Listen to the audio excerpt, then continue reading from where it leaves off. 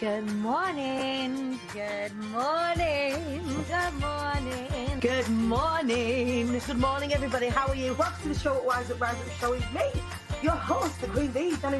How are you feeling? As we chat this morning to the devilishly handsome, the fabulously wonderful, the incredibly knowledgeable Mr. Fidel Bohill, the modern man. Good morning. Jodie Sol, good morning.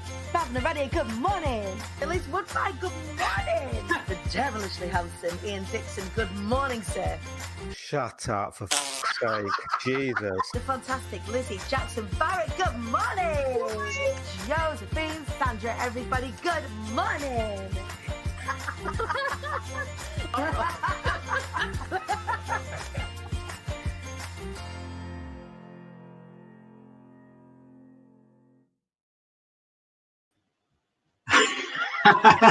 Bingo!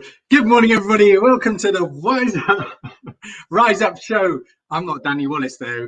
The King Bee is standing in for the Queen Bee today, and I've even made an amazing weather map because, like, every morning I watch this show, and it's all about the weather.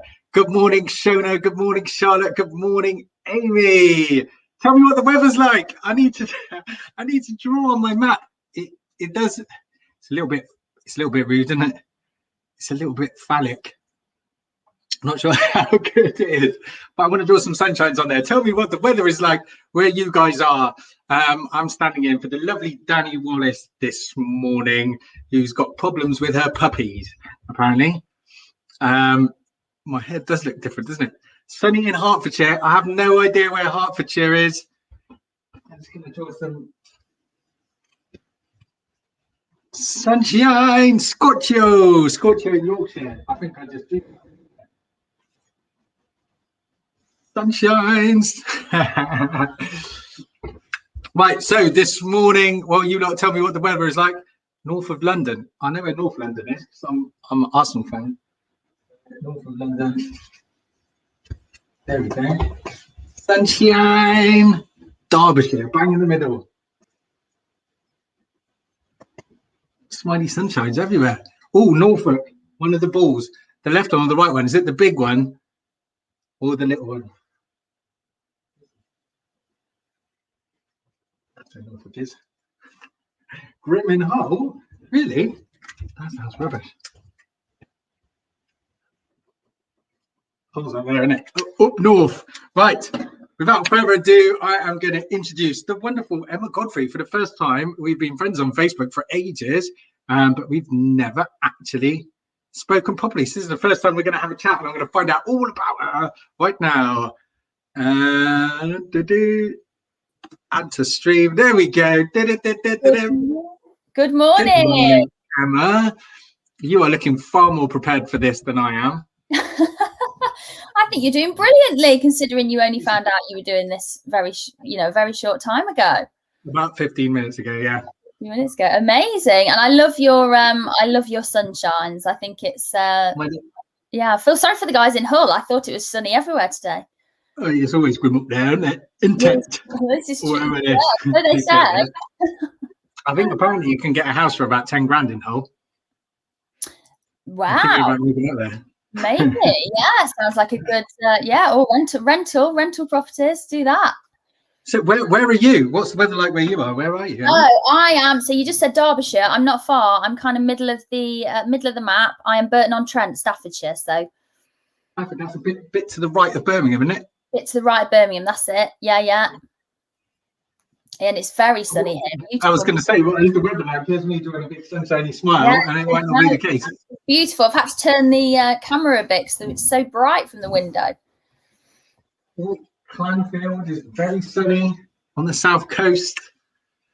So I have no idea what I'm doing. So I'm going to just ask you all about you. What's the name of your business, Emma? I know you do the RTT. Yeah, so I trained in RTT in 2019. So I call it more advanced hypnotherapy now because I change it up a little bit and I bring some coaching into it as well. So I call myself a trauma freedom coach. I have I've developed this interest really around sort of trauma, and after going through huge amounts of trauma in my own life last year, and also doing lots of work on, you know, how my childhood affected me and things like that. I just find it fascinating. So my business is all about using therapy and coaching to help people overcome trauma. I mainly work with women, but sometimes I do work with men as well, which is nice. So we do the same things, but for different people. Yeah, that's it. Well, you were just saying we've been friends on Facebook for ages, so it's really nice to when I saw your face backstage this morning, I thought that's great. Yay! Because I was trying to figure out, she was like Emma Godfrey on Facebook. She's Emma Elizabeth, and I was like, oh yeah, I know who that is. Yeah, so I call my Emma Elizabeth Coaching, so it just kind of, it's my two first names, I guess, first name, middle name. Yeah. So tell us a bit more about the backstory. How did you get here?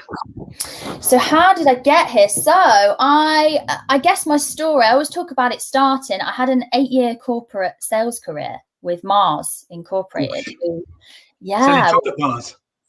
Well, I didn't actually. I actually worked for their pet care business. So the biggest part of Mars, which people don't realize, is actually pet care, pet food and things. Really? And I actually, believe it or not, they do chocolate, and it's a big part, but the pet care side is bigger still. And I worked for a very small part of their pet care business in horse care. So I actually sold horse feed for 8 years, which is the unglamorous way of talking about it. But it was such a wonderful industry and such an incredible company to work for. And they introduced me to positive psychology. They used to bring in they looked after their employees so well, and they were it's really good to hear, because sometimes corporate, it's a bit, you know, there's a lot of pressure and that sort of thing. But no, they looked after us very well, and they brought in some fantastic motivational speakers, and they were very, very much around looking after our mental health and things like that, as well as the rest of it. So I guess I was there between 2012 right through to early 2020 last year, and I just loved it. I just found it really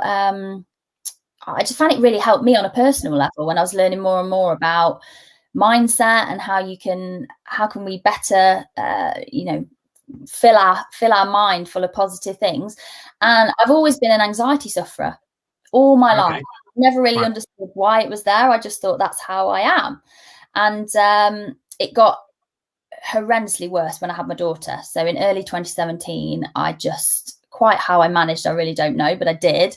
And I just found the whole thing I used to do with trying to change my mindset really, really helped me. So I kind of developed this real passionate self-interest in it. And I went on a whole self-development journey around how can I improve my mindset. I then got into fitness as well, which again, I found was a great catalyst to helping you with your mindset. Definitely. Absolutely. I'm a big fan. I see your stories, training every day. I've just got in from the gym myself.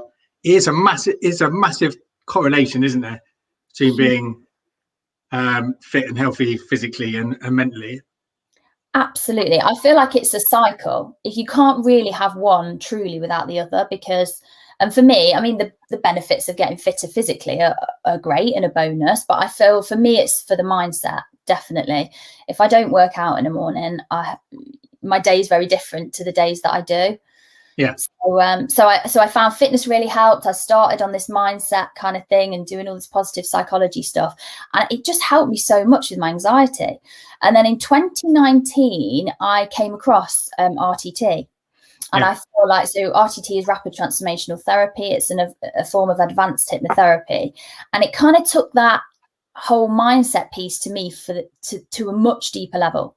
It's all that inner work around why or why are we how we are, you know, what's made us how we are kind of thing. And it helped me to understand exactly why my anxiety was there in the first place. And it's all rooted in my childhood and childhood experiences and things. I went through years and years of bullying, probably 13 plus years at school. And it really impacts you. And you think, oh, it's just part of who I am. I just have to get on with it. And at the time, that's what I thought. And that's kind of what made me how I was. And so I retrained in 2019 and absolutely loved it. I did a live course in London with all the RTT guys, and I've got some amazing, amazing friends and a network that I've built up from that. And I loved it so much. I knew that's what I wanted to do. I felt like I'd found my forte in life. It had helped me. I was so desperate to help other people. So early 2020, I made the decision to leave my job at Mars because I desperately, desperately wanted to set this up as a business. And that was a big decision, especially for someone who suffers from anxiety. Exactly, big decision. But I'd done so much work on myself even up to that point. Yeah. And when I tell you the next part of my story, I'm so glad I did. I'm so glad I started doing all of that work on myself, because the amount of resilience I didn't know I was going to need in the next sort of few months was crazy, really. So yeah, made the huge decision to jumped out of the corporate world, left a very good salary job, a company car, and decided to go and work for myself doing this, because it just lit me up every single day. And that's kind of, yeah, if you can find something like that, it's quite something, isn't it? And I know you must feel the same. Yeah, Totally. Yeah, absolutely. So I did that early January last year, and started the business, and it started okay. Everything was going all right. And then unfortunately for me, tragedy struck about 7 weeks after I left my corporate role. My husband was killed in a road traffic accident in March last year. Literally 9 days before, or was it 9 or 11 days, something around there, before the national lockdown came in the UK. Wow. So yeah, absolutely brought to my knees, as you can imagine. And we've got a little girl together. She was 3 at the time. She's 4 now. Yeah. And my world was completely brought to a standstill. I didn't know what I was going to do, where I was going to turn, how was I going to.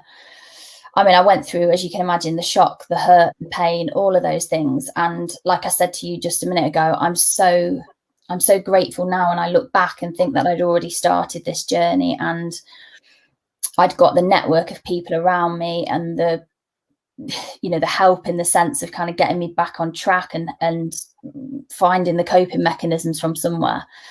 Yeah. Because it was tough, really, really super tough. You say I can imagine, but I can't. I can't. I can't imagine what that's like at all. Especially again at that sort of point with lockdown and everything else like that, which everybody knows was tough for lots of people in loads of different ways. But yeah, for you, that must have been. It was horrific. I'm not going to wrap it up, and it was awful. Such a shock. And yeah, like I say, we then had to go through having a funeral with only 10 people there, and it was awful. It was awful. There was so much to sort out, and I was left with huge financial things to deal with, and so many different things. It was awful. But like I say, I got to a point in the summer last year.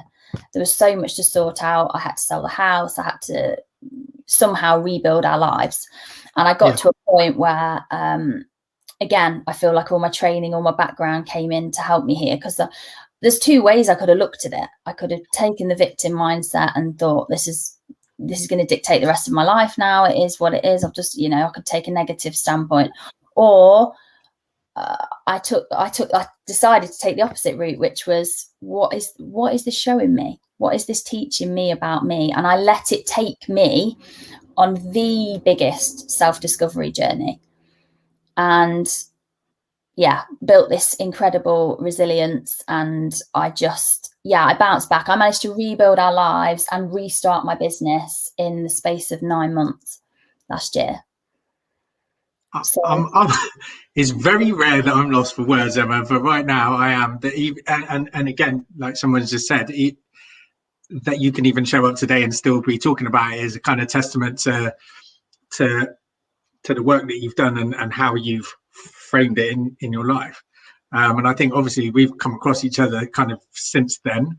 I was kind of aware of what you went through and losing your husband and stuff. I had no idea it was so soon. And yeah, watching your journey has been this is incredible stuff. Thank you. So, like, I mean, that can't have been easy to reframe it in that way. And like you said, to Victor, I mean, I do work with clients who have lost people. I've got a few clients at the moment, and some people it takes years and years and years to be able to function again properly. So what was really the kind of the key to it all, really? What was the Wow, it's a tough one, and you're right. Grief is so complex, isn't it? And again, I have clients. Again, I tend to help clients with all sorts of different things now. I get a lot of people that are like the earlier version of me with anxiety and things, but I also do get people with grief and loss, and I want to help them on that side. But grief is hugely complex, and it's as unique to each person, really. And I think it's just going through that motion. People always say to me, what's your advice? What are your tips for kind of getting through that? And certainly when it's so sudden like that, I just took some time. I remember somebody saying to me really early on, don't try and do anything. And I did take that time where I literally just survived.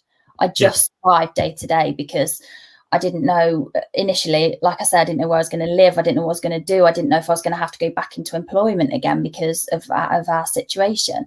Sure. So it was just, taking that time to just be, just kind of come to terms with what's happening, which again is hard to do, because I don't feel you ever really get to that point.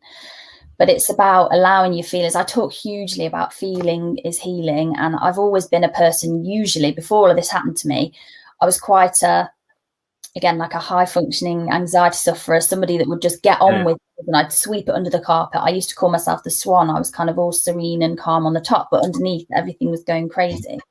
And I'd just get on with it. But now I'm really, really conscious of allowing myself to feel. And I'm sure you do this with your clients as well. It's so important to let those emotions out, because with grief in particular, there's so much anger, there's so much frustration. And certainly with us, with the situation with my husband, it was so shocking, it was so horrific. I mean, we've been through a whole entire legal process as well, which is still ongoing, because the accident was on the fault of the driver. So we've been through a whole, so there's so much anger, there's so much, and I just make sure I get all of that out, because it's so important. So I think it's processing all of that, allowing yourself to feel. And the big thing, which I've briefly mentioned already, is looking at what, with a horrific situation like this, I call it my tower moment last year. It was the kind of thing that brought me to my knees. And when you get to the point where you've kind of got over the real initial shock and all of that sort of thing, you've allowed yourself to feel what it's done to you initially. It's about looking at what is it showing me? What is this situation in my life showing me? What about me, about the world, about everything? And I think it took me a while to get to that point, but I did eventually get there. And all I do now is pour myself into that side of it, which is I have this humongous amount of compassion. I have this view where I'm so grateful for the perspective it's given me on life. And I know I hate the whole thing around the cliche of life is too short, but it's absolutely reinforced that to me, that why will I spend time doing things I don't really enjoy or I don't like? It's made me completely change my life around, and I only pour into the things that serve me now and serve my life and what I want to do and all of that, rather than it made me get right down to the core of my beliefs that I'd perhaps built up and things like that, and completely change it. I think one of the things that really strikes me, so before I got into coaching, I was involved in will writing. So I ran a law firm and was involved in will writing and estate planning for like 13 years. So I used to deal with grief and death on a professional level, and I learned so much from that. But one of the things that showed up time and time again was actually that grief is usually quite an inward facing emotion. It's quite selfish. People get wrapped up in how much that person meant to them, how much they miss them, and which is why a lot of families kind of like fall out and all that sort of stuff about it, because it's quite competitive. And like I said, it's quite an inward facing emotion initially. And in my experience, it takes people years to kind of shift out of that. But you've just done it really, really quickly. And what you've done with your grief is you've immediately kind of taken it and you're pointing it outwards in a way in order to kind of help people and share. You've gone almost the opposite direction, and become very generous with your thoughts and emotions and your experiences, and you're sharing them with everybody to try and help them as well, which is unusual. Bravo, well done. And the speed as well, that's ridiculous. Thank you. Yeah, I just yeah, you're right. I think there is a lot of internal work, and again, that's what I love to help people do now, is that inner work and that whole healing process of, I do, like I say, advanced hypnotherapy is great because it means you can get to the root cause of these issues a lot more quickly. And the therapy I was trained in, or I am trained in, that I don't tend to use the name so much anymore because I mix it up, but the rapidness of it and how it works it's just brilliant. And I think when you can, the more you become self-aware and the more you teach yourself about yourself, you can become more resilient, you can overcome things more quickly. Because again, there's been so many more hurdles since what happened in March for me last year. And each time, I think when you do the work on yourself like this, you bounce back that bit quicker each time as well. And it's really, really important to do that. But yeah, you're right. And I think that there's several sides as well to grief, isn't there? For me, it wasn't just the grief of losing somebody and the pain from that side of it. It was the grief of the life that I thought I was going to have as well. So it's making sure that you're aware of all the different sides and angles of it as well, which is really important.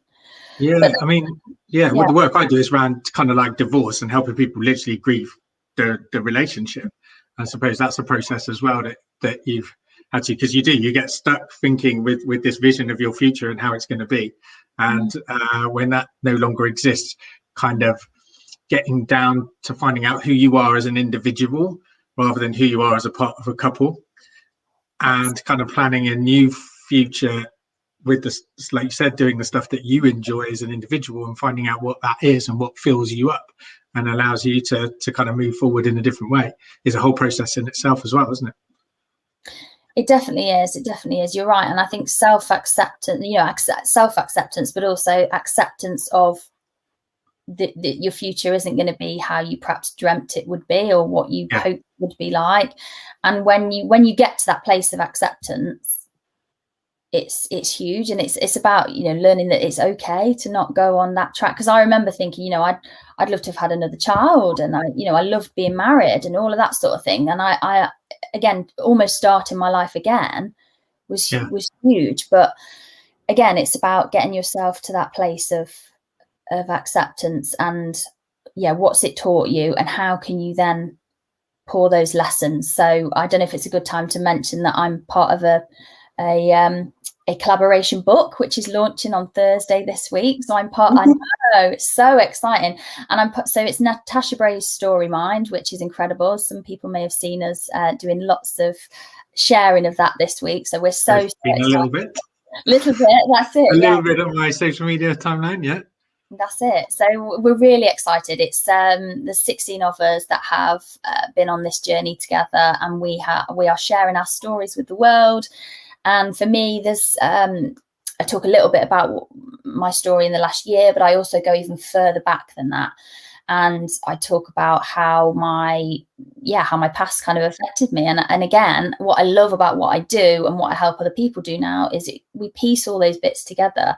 What is it in our past and in our childhood that's made us how we are today? And how is that impacting your life? Maybe in a sometimes a positive way, but usually it's a negative way for people, and they want to change things. And when we understand why we are like that, we can change it, and it's so powerful. So I talk a lot about that, and I talk about my chapter. So we've each got a chapter in the book, and my chapter is called "Life Gifts Us Our Superpower, and We Don't Even Know It." Yeah. I feel like, again, when I got to last year, all of the things I've been through, because I'd started doing all that work on myself, I realized that I had the power. I talk about turning my pain into my power, and I already had this power within me, and we all have it. It's all there. It's just finding it and channeling it in the right way. you mentioned it earlier on, and someone else has mentioned it in the comments. It is really, really easy to fall into that victim mindset, isn't it? Like you said, from being bullied at school, from having anxiety, from becoming a widow, like all of those things could quite easily become a label for you, and an opportunity for you to cut yourself some slack, or to kind of hide away from the world, or not show up in your fullest self, and kind of jump into this victim role. And you haven't done that, and that's really, really important, isn't it? Sometimes the more work people do, the easier they find it to do that. But you've done the opposite. Thank you. Yeah, I have. Yeah, it's very easy to do that, and I think I feel like I like to portion some of the blame on society for things like that. I feel like it's the easy way out, in a sense. We can all be this victim, and hopefully somebody will feel sorry for me, and then that will help me. Maybe, I don't know. It's really nice, though, isn't it? It feels lovely. Exactly. Yeah, sympathy feels nice. And yeah, I share again. Last year, I shared a lot of my story. I share the ups and the downs because I feel like it's so important. And I remember doing that initially, thinking how would people receive that on social media last year?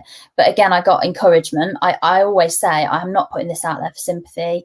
I want to encourage. If it helps one person, for me, that was the important thing, and that's what I continue to do. And I did get supportive encouragement in that. I still now, and I'm sure you get the same, Fidel. You get people reaching out saying, "Please keep doing what you're doing," because it's so reassuring to me and it's so helpful. And I read your stuff every day, and it spurs me on. So again, I just love the ripple effect of the kind of work we do, because it gets people out of that victim mindset, because it's so easy to slide into that. And I talk to my clients about, there's two choices, isn't there? You either do the hard work now and make it easier for yourself later, or you take the easy option now, which I guess would be the victim mindset, and make it so much more difficult for yourself further down the line. So you have that. We all have that choice, don't we? For sure. And like the resilience you build through going through things like this, and how much you learn about yourself is really, really important, almost on a daily basis, right? I was involved with a clubhouse talk that we used to do weekly about resilience, and it really opened my eyes actually to something I hadn't given that much specific thought about, how much resilience plays a part in our everyday lives, and enables us to function at a higher capacity, for sure. Definitely huge. It's absolutely huge. And I think as humans, we are quite resilient naturally anyway. I think a lot of that goes back to, I talk about a lot about how we used to be as tribal beings, and we are very resilient, and that's kind of inbuilt in us. However, society and other things impact it, and now life isn't as dangerous as it used to be back in those days, so we tend to be wrapped a bit in cotton wool, and it's kind of taken a bit of that resilience away. But you're right, I think the more you go through these sorts of things, and again, it's a choice as to how you let these things impact you. It's your choice as to how you react and how you do all of those things. But again, the more things you've been through, the thing I love about what I take my clients, the kind of journey I take them through, is realizing what they've already been through and what they've already achieved, because you then instantly gain a view of how resilient you already are. And again, you gain a whole new level of self-respect, because you can't believe you're like, wow, I'm actually, I've achieved so much already that I hadn't really thought about. And when you take that forward, and like I say, each time for me, I think if you do this work on yourself continuously, because it's a continuous healing journey for all of us, regardless of what we've been through, you bounce back that bit quicker each time. You've just got to recognize that and continue the process, and not let yourself slip back, which is tough, but it can be done. It can be done. And for me, it's done a lot quicker when you've got help and support around you, right? And like you said, one of the important things for you, even as a coach, even with all the tools in your toolkit and your ability probably to kind of heal yourself and do the work on your own, one of the biggest things for you was your kind of like network and the support you received from other coaches and sort of therapists, I guess. How important was that? so important. I genuinely I would not be sat here today talking to you if I hadn't have done the inner work, and if I hadn't have had the support around me that I have. And that's the thing I love about, again, I feel like it's a choice thing. It's in our control. My social media now is full of positive stuff. Every day I go on there, I don't feel drained. I don't feel, it lifts me up. And again, it's a choice. It's a choice of who you surround yourself with as well, isn't it? I think for so long in my life, I'd surrounded myself with the wrong people. I don't know if you talk to your clients about this, but they say that the 5 people that you spend the most time with are so important, because they kind of have an effect on you. And again, the people that you surround yourself with, whether it's business or personal life or whatever, they will have an impact on you. So it's your choice as to who those people are and what they do. And I think for me, it was so important around that time where I was rebuilding me and finding out who I was, because I genuinely believe before I'd done all of this work and before of everything last year, I didn't really know who I was, really. I'd probably spent all of my life, really. So we're talking 32 years where I didn't really know who I was at all. And now I have a completely different view of that. And again, the people quite close to me are different people to who they used to be, because again, I've recognized who it is that you need around you. And yeah, that's so important. Yeah, doing it consciously. One of the things I work with my clients on my group program is cooperative reciprocal relationships. So I get them to look at actually who are the people around them right now. What have they got? Because a lot of people don't even think about it, and they take it for granted, actually, who they've got around them. So the first thing is to look at who you've got. The second thing is to look at where there might be gaps missing. What would you like? Would you like a personal trainer, a therapist, or a coach? Do you need an accountant, a lawyer? All of those sort of things, professional, the dentists, doctors, all of those kind of people. What's missing? And then the third piece of it is, okay, so of the people that are here, what are the relationships that might need readjusting or getting rid of?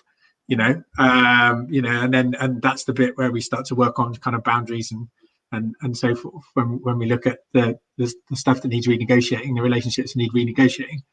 But to do that consciously, and I do it twice a year. So I get my CRRs, my cooperative reciprocal relationships, which is again really important. So you've got to know that you're bringing something to each of these relationships as well, whether it's just paying somebody, it's like a therapist or a coach or a personal trainer, or whether it's something like me and Dani, for instance, where I know that she's helped me out and done lots of stuff for me, invited me up to speak at her event recently. And when I saw her post about needing someone to come on the show, I'm like, yeah, obviously, this is how you build relationships, right? Yeah, hugely. And that's brilliant. And you're so right. I think it's so important. And I'd love to, there's still a little bit of a stigma around. So I call myself therapist and coach. It is therapy. Ultimately, that's what it is. But there is still a bit of a stigma around that. I'm doing my own little bit on my soapbox here and there to try and change that, because I think you're right. It's great that you recognise that with your clients and put it as one of the. It's essential. I'd almost go as far to say that, and certainly after this last year for everybody, because the pandemic itself has been collective trauma for everybody, every single person, and. It's okay to, we've all had to turn inwards, haven't we, without even realizing that's what we've been doing. And I think the people that have stepped forward and invested in themselves and thought, I need to address this now, because it's something that they've not been able to be distracted from because life's been busy, because it hasn't. Yeah, we've had no choice but to have a little look in the mirror over the last year and a half, haven't we? That's it. Now it feels like someone's pulling the duvet off a little bit now, isn't it? And having to come back out into real life, which is going to be interesting. And again, the fallout from the trauma, we haven't even begun to see yet, I don't think. People haven't even acknowledged it yet. But over the next couple of years, I think we'll really see the impact that the last couple of years have had. Definitely. And on children in particular, I think as well, it's been totally. really difficult for them in particular. But I just think it's a great time for us to be doing what we're doing, and a fantastic time for us to be launching this book that we're launching as well, because it's going to help so many people, not just by reading it, but it's also a charity project. So again, it's supporting NAPAC, which is the charity that supports survivors of childhood abuse. And again, I feel like that kind of thing is coming up a lot more because people are understanding that, yes, okay, I'm a functioning human, I'm getting on with my life, but there's something not right here. There's something niggling at me. I need to change. I need to sort it out.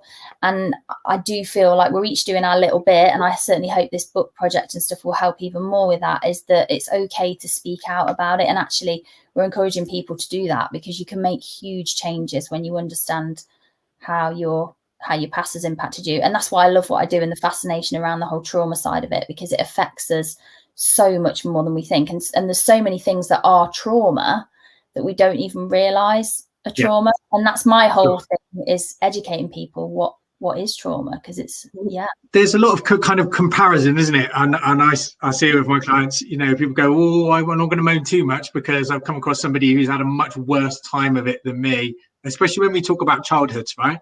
I come across a lot of guys who go, no, my childhood wasn't as bad as somebody else's. But again, you're kind of I do a lot of inner child work, I'm sure you do as well, that as a child, like there's no point in comparing it. Like if something affects you and it's how you felt about it at the time, you haven't got the capacity to rationalize it at a young age, do you?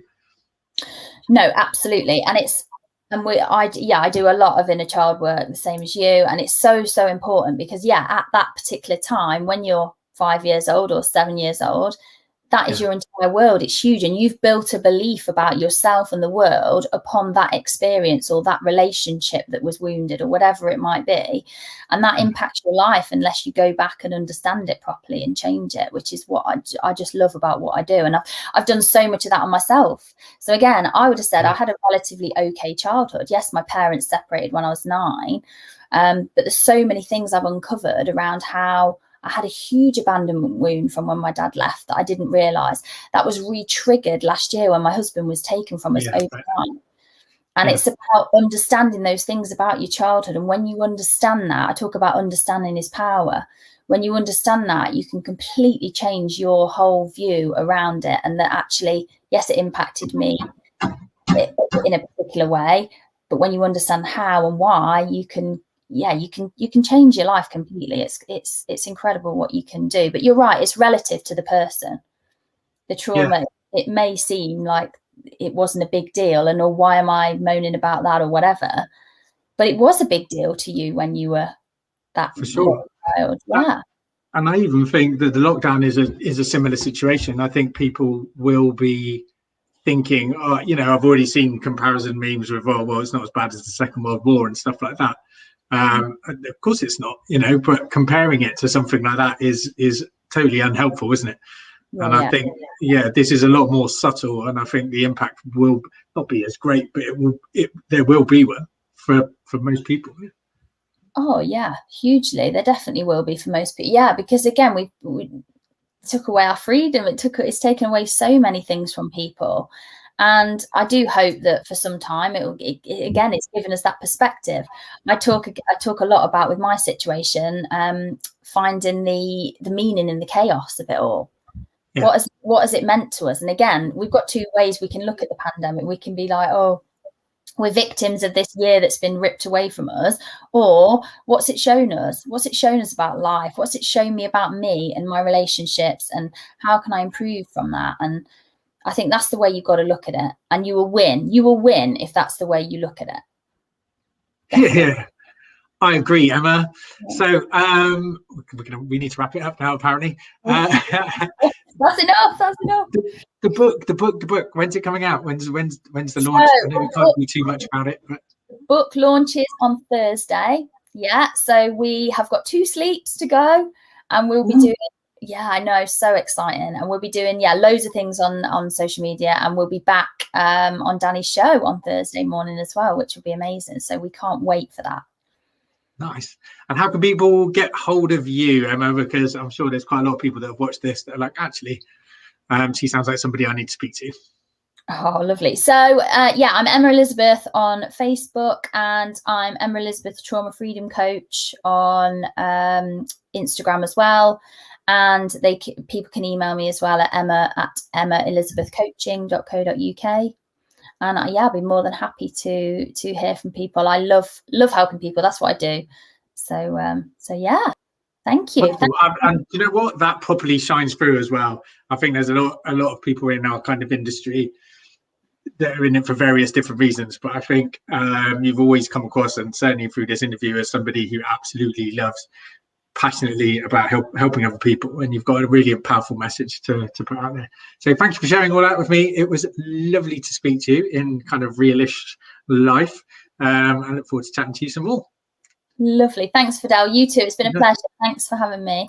Thanks everyone else for turning up and all your wonderful messages. And I think now I just got to press the stop button. What do you reckon? Have a great day, everybody. Have a great day, Emma. I'll speak to you soon. Take care. Bye. Bye.